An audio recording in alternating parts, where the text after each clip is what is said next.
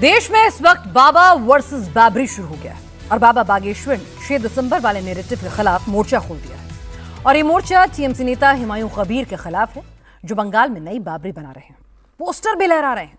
बाबा बागेश्वर ने कैसे हुमायूं के बाबरी के खिलाफ हिंदुओं को एकजुट कर दिया, कैसे हिंदुओं के अंदर शिवाजी वाला करंट पैदा किया, देखिए इस रिपोर्ट में। यूपी से लेकर बंगाल तक अयोध्या में ध्वजारोहण के खिलाफ माहौल बनाया जा रहा है। अयोध्या वर्सेस बाबरी वाला नैरेटिव चलाया जा रहा है, लेकिन बाबा बागेश्वर का कहना है कि जिसने भारत में जन्म लिया है वो हिंदू है, सनातनी है।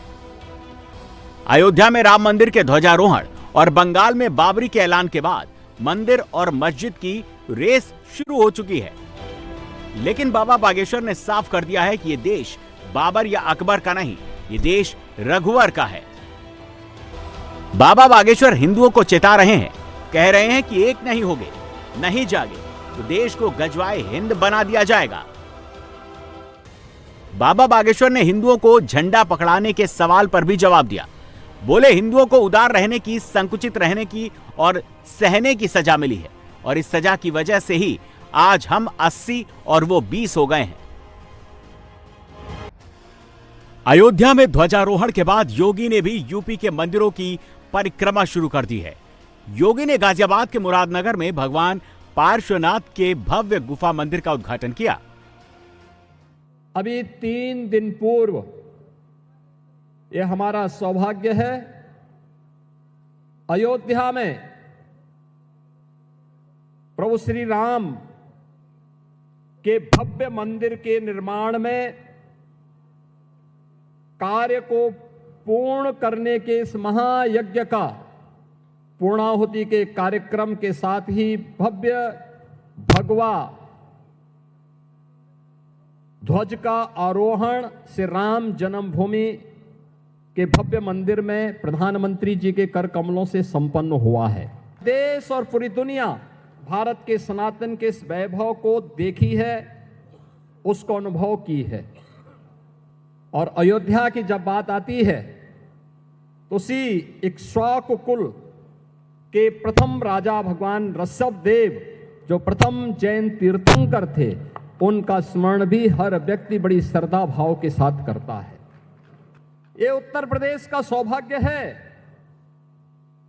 कि हमारे उत्तर प्रदेश में प्रथम जैन तीर्थंकर भगवान ऋषभ देव और अयोध्या में 4 ऐसे पवित्र जैन तीर्थंकर उसी अयोध्या की धरती में पैदा हुए। योगी के सनातन में सिर्फ हिंदू नहीं आता, यूपी का सनातन हिंदुओं के साथ साथ जैन, बौद्ध, सिख सब आते हैं और योगी सबको साध रहे हैं। सनातन की पीठ पर सबको साथ ला रहे हैं, सनातन की पहचान को वापस दिला रहे हैं। भगवान महावीर का जन्म यद्यपि वैशाली में हुआ, लेकिन महापरिनिर्वाण उन्होंने उत्तर प्रदेश के कुशीनगर के पावागढ़ में लिया था। और आज मुझे बताते हुए प्रसन्नता है कि हमारी सरकार ने उस फाजिल नगर का नाम, जहां भगवान महावीर ने अपना महापरिनिर्वाण लिया था, उसे हम पावा नगरी के रूप में हम लोगों ने उसके नामकरण को आगे बढ़ाने की कार्रवाई को आगे बढ़ाया है। अयोध्या में चल रही सनातनी लहर को जहां योगी यूपी के शहर शहर पहुंचा रहे हैं, बाबा बागेश्वर राम मंदिर की ध्वजा के जरिए हिंदुत्व की लहर चला रहे हैं, तो बंगाल में बाबरी वाला नैरेटिव चलाया जा रहा है। 6 दिसंबर वाली तारीख याद दिलाई जा रही है। पश्चिम बंगाल के मुर्शिदाबाद में लगे इस पोस्टर में दर्ज तारीख 6 दिसंबर को देखिए। 6 दिसंबर 1992 को अयोध्या में विवादित ढांचा गिराया गया था, लेकिन बंगाल में मुस्लिम वोट के लिए अब ममता की पार्टी मुर्शिदाबाद में बाबरी मस्जिद बनवा रही है। शिलान्यास की तारीख भी आ चुकी है और ये तारीख भी 6 दिसंबर 2025 चुनी गई है और मुर्शिदाबाद के बेलडांगा लगे इस पोस्ट के आयोजनकर्ता के तौर पर टीएमसी के विधायक हुमायूं कबीर का नाम लिखा गया है। इस पोस्ट पर बीजेपी ने सवाल उठाया है। मुख्यमंत्री ममता बनर्जी पर मुस्लिम तुष्टीकरण वाला आरोप लगाया है। बीजेपी ने कहा है कि अगर ममता बनर्जी सच में बाबरी मस्जिद नहीं बनवाना चाहती हैं, तो वो हुमायूं के खिलाफ एक्शन क्यों नहीं ले रही हैं? समझता हूं तृणमूल कांग्रेस इतना नरम क्यों है तृणमूल कांग्रेस ने बयान दिया जो हमने दूरी बना रहा है हुमायूं कबीर से। दूरी मतलब काल नजदीक हो जाएगा। क्यों हुमायूं कबीर को सस्पेंड नहीं कर रहा है?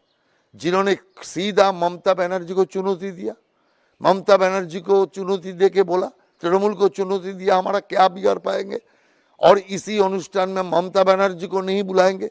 तो ये जो बात उन्होंने सीधा सीधा ममता जी को ऊपर आरोप लगा रहा है, पार्टी के ऊपर आरोप लगा रहा है। पार्टी कुछ एक्शन क्यों नहीं ले रहा है? क्यों सस्पेंड करने के लिए पार्टी इतना डर रहा है? इसको तो पार्टी से निलंबित कर देना चाहिए, लेकिन तृणमूल कांग्रेस का डर है, उसका सांप्रदायिक राजनीति इससे धक्का खाएगा। इसीलिए तृणमूल कांग्रेस इस सांप्रदायिकता का लाभ पीछे से लेने का कोशिश कर रहा है। हुमायूं कबीर पश्चिम बंगाल के भरतपुर विधानसभा क्षेत्र से टीएमसी के विधायक और पूर्व मंत्री हैं। हुमायूं कबीर बेलडांगा क्षेत्र में काफी असर रखते हैं और मुस्लिम समुदाय के बीच लोकप्रिय हैं। टीएमसी नेता हुमायूं कबीर का मुर्शिदाबाद की 30 बीघा जमीन पर नई बाबरी मस्जिद बनाने का प्लान है। ये जमीन 16 लोगों की है, लेकिन बीजेपी का दावा है कि वहां के मुसलमानों ने बाबर के नाम पर जमीन देने से मना कर दिया है। देखिए, तृणमूल का कांग्रेस का अंदर जो आपसी झगड़ा है, उसी झगड़ा से ही बाबरी मस्जिद का बात आया। हुमायूं कबीर वो सारे जगह से अभी वो छूट गया, कोई नहीं है उसका सामने, उसका साथ अपना जगह का आदमी नहीं है। जो लोग जहाँ पर बाबरी मस्जिद बनाएंगे वही का मुसलमान लोग ने सीधा बोल दिया हम जमीन नहीं देंगे, और जमीन देंगे तो बाबर के लिए नहीं, जमीन नहीं देंगे। मैं उसी मुसलमान लोगों को धन्यवाद देना चाहता हूँ। वो इंडियन मुसलमान है, भारत का मुसलमान है, जो आतंकवादी बाबर को शरण देने का काम नहीं करेंगे, और जिसका धमनी में बाबर का खून दौड़ेगा वही बाबरी मस्जिद का नाम लेंगे।